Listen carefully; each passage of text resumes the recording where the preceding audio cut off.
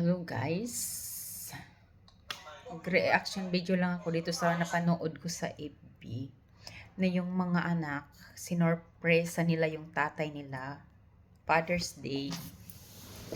Pero galit na galit yung tatay. Kasi yun na nga, may hindi sila pagkakaunawaan kasi yung tatay daw nung time na nangailangan siya ng tulong at lumapit siya doon sa mga anak niya, pinagtabuyan siya at sinabihan siya na pabigat. Kaya ganun na lang ang galit ng ama. Yan. Umano-mano ka pa? Magsiwing kayo sa inyo. Bakit? Kung mo Father's Day? Ha? Sa ilang taon? Hindi niyo pinadama sa akin na may Father's Day pala? Ngayon, gaganon-ganon kayo sa akin ngayon? Magsiwing kayo sa inyo. Iuwi niyo yan. Pagsaluhan niyo yan doon. Hindi ko kailangan yung mga pagkain na yan. Hindi, kaya nga pumunta kami rito para sa iyo. Hindi ko na kailangan ng pangapaliwanag nyo. Magsilayas kayo rito. Alam mo kung bakit? Ha? Yung kinimkim ko lang ang galit ko at hindi ko pinarinig sa inyo na may sama ako ng loob sa inyo dahil sa ginawa niyo sa akin. Ha? Ipapakinig ko lang sa inyo guys kasi yun lang, mapapakinggan nyo lang kung ano yung sobrang sama ng loob ng tatay sa mga anak. Inilabas niya talaga nung time na pumunta yung mga anak niya para isorpresa siya nung Father's Day. Doon siya naglabas ng sama ng loob. Nung wala akong anak buhay at sinasabi nyo, ikaw, lalo na ikaw, ha? Sinabi mo sa akin na pabigat ako sa inyo. Pagkatapos pa yung marugay at papag-aralin ng mga anak, tapos ganun ang gagawin niyo sa akin? Ngayon pupunta-punta kayo sa akin dito? Ha? May pa-surprise pa kayo sa akin? Kung Father's Day? Hindi ko kailangan yan. Hindi ko na damang Father's Day sa inyo. Sabi yung anak mo. Ano mo na yun, oy? Matagal na tayo nagsasama rito. Ilang taon na tayong nawalan. Yung nagsasabi sa kanya guys na yun yung isang anak niya na lalaki na kasama niya sa bahay. Kumbaga pinapayuhan siya.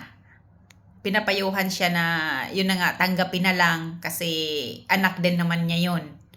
Pero galit na galit yung ama dahil sabi niya sa anak niya na kasama niya na matagal na tayong, yung silang dalawa lang yung magkasama. Kaya sinabihan niya na kung wag siyang makikialam kasi kung ayaw niya na silang dalawa yung mag-away. Okay, pakinggan niyo guys. Kung babati sa akin ng Father's Day, serious ko na yun. Ngayon, wag mo kong pakialam sa tao. Baka magsama-sama kayo dito. Hindi ko tatanggapin yan. Wala. Bakit ako? Tinanggap ba ako nito mga anak ko? Bakit kasi nung panahon itong tatay mo lang wala, hindi kayo man lamang dumadalaw dito. Ay, mga ganyan kayo. Tapos na, tama na. Pinapag-aaral ko na kayo. Nakagraduate na sa lahat. Ha? Kayong lahat. Oh, magkanya-kanya na kayo. Kahit mahina na ako, hindi ko na kayo matatanggap dahil sa ginawa niyo sa akin. Pinadama niyo sa akin. Sobrang sama na no. Tapos ganyan ang gagawin niyo sa akin. Ayun, sabi ng mga anak, matagal ng panahon, tay. Kalimutan na natin yun. Kaya nga kami pumunta dito para bumawi sa'yo. Sabi niya, oo nga, pero wala na. Sobrang, yung tatay, sobrang galit niya. Yung tatay, sobrang dinibdib talaga niya yung sinabi ng mga anak niya. Kaya hindi rin siguro sa bugso ng damdamin ng tatay na yung hirap na wala siyang malapitan na inaakala niya na yung mga anak niya lang ang pwede niyang lapitan, ang inaasahan niyang makakatulong sa kanya, pero ang ginawa sa kanya ay pinagsabihan pa siya na pabigat. Okay. Hindi ko na kailangan yung mga paglapit-lapit niyo sa akin.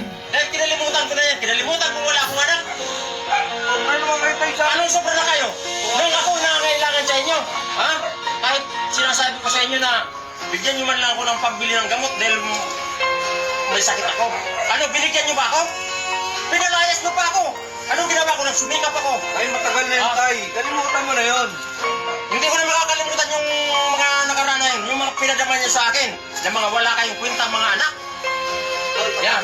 Alam mo yan eh. Hindi ko na pagbibigyan. Kung gusto mo tol, sumama ka na sa kanila. Hindi sa kanila. Kaya ko mag-isa rito.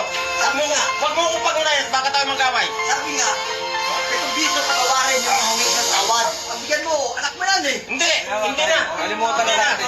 Wala na. Ito, gusto namin, kaya kami nandito, te. Gusto namin bumawi sa'yo. Bumawi sa'yo, di ba? Hindi na kayo makakabawi dahil sa ginawa nyo sa akin. Wala nang bawi-bawi na yan, wala na. Ito lang yung masasabi ko sa viral video. Ayun na guys, yun. Yung talagang sobra talaga yung galit ng tatay sa mga anak niya. Gawa ng, yun na nga, ang sinabi ko na, yung time na, yung down na down yung tatay, na yung inaakala niya, inaasahan niya na, nung time na yung nagipit siya, lumapit siya sa mga anak niya na, yun na nga, pinagtabuyan siya. So, sa tingin nyo, masisisi ba natin yung tatay? Yung sobrang galit niya. Alam nyo naman kasi yung mga tatay, mga nanay natin, no? Masyado silang maramdamin. Kasi, pag yung anak, kahit ako yung, ramdam ko rin yun. Pag yung anak mo, nakapagsalita sa'yo ng hindi mo, na parang masakit, parang dinidibdib talaga. Kaya yun si tatay, siguro ganun yung naramdaman niya kasi nung nangailangan niya siya, paulit-ulit niya sinasabi, nung kailangan ko kayo, anong ginawa niyo? Pinagtabuyan niyo ako. Matagal na daw niyang kinalimutan na may anak siya. So yung sobrang galit niya. Kasi parang ano ko din si tatay, nafe-feel ko rin siya kasi yung pinaguhugutan niya ng nung sama ng loob niya. Kahit ako siguro yung ganun, yung anak ko na lalapitan ko na akala ko yun yung tutulong sa akin. Pero ang tingin pala sa akin is pabigat. Parang ganun, 'di ba? Sana yun sa mga may anak, huwag nyong ganunin yung mga magulang nyo. Isipin nyo na lang yung sakripisyo nila. Kung wala kayong maitulong, hindi sabihin nyo na lang ng maayos na, tay, pasensya na, or nay, pasensya na, wala talaga, kasi ganito, ganyan. Huwag nyong sasabihin na pabigat yung magulang nyo, kasi masakit yun sa dibdib. Masakit yun sa dibdib na para sa isang magulang. Kaya yung time na yun, siguro si tatay, sobrang nasaktan talaga siya.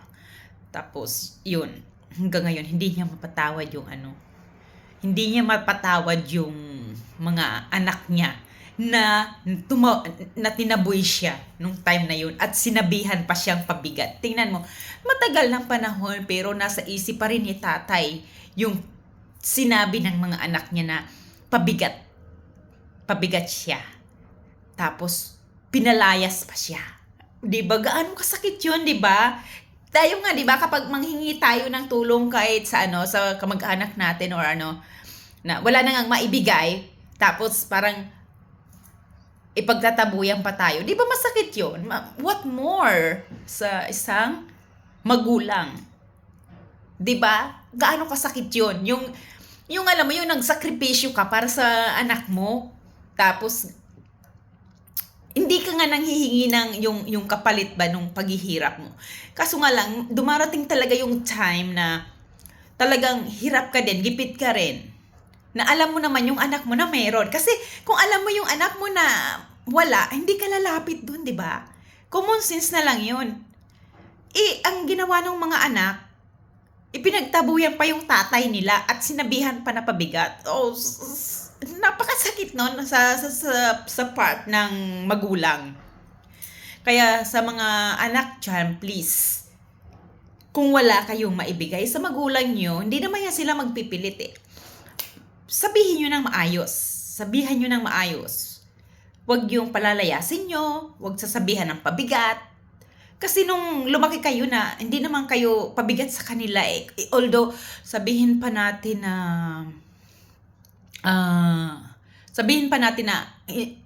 bakit ginusto ba namin isilang kami? Oo nga, ganun na nga. Pero isipin nyo naman, dapat sana Hindi rin kayo mapupunta sa ganyan kung wala yung magulang nyo, di ba? And saka libre naman yung maging mabait. Libre po yun, walang bayad. So bakit kailangan pa natin magsalita ng ganun, lalo pa sa magulang natin? Isipin na lang natin na tayo din tatanda balang araw. Yung ginagawa natin sa magulang natin, baka ganun din ang gawin ng anak natin. Kaya dapat tayo maging mabait tayo sa magulang, mapagmahal sa magulang kasi tulad niya matanda na. Ilang ano na lang naman itatagal nila. Yung iba nga hindi na nga umaabot ng 80 plus, 'di ba? Swertihan na lang yung ano. Kaya yun lang guys ang aking reaction video sa nabasa ko na yun. Nakakasad lang, nakakaiyak. Para sa akin, parang sobrang galit, ramdam ko yung galit ni tatay. Sana sa mga anak, wag ganon. Maging kayo sa magulang nyo. Maging mabait kayo. Lalo na ganyan. Alam nyo namang wala. Alam nyo hindi lalapit kung mayroon. Diba? Lalo pa yung magulang natin. Kahit na hindi tayo hingian. Diba? Kahit hindi tayo hingian. Hindi na natin kailangan hingian tayo ng magulang. Tayo na magkusa. Tayo na magkusang magbigay sa kanila. Kunting bagay, malaking bagay. Kahit na maliit na bagay nga, masayang-masaya na yan sila. Basta alam nila na yung taos puso sa puso natin ang pagbibigay sa kanila. Okay guys, hanggang dito na lang. Bye-bye.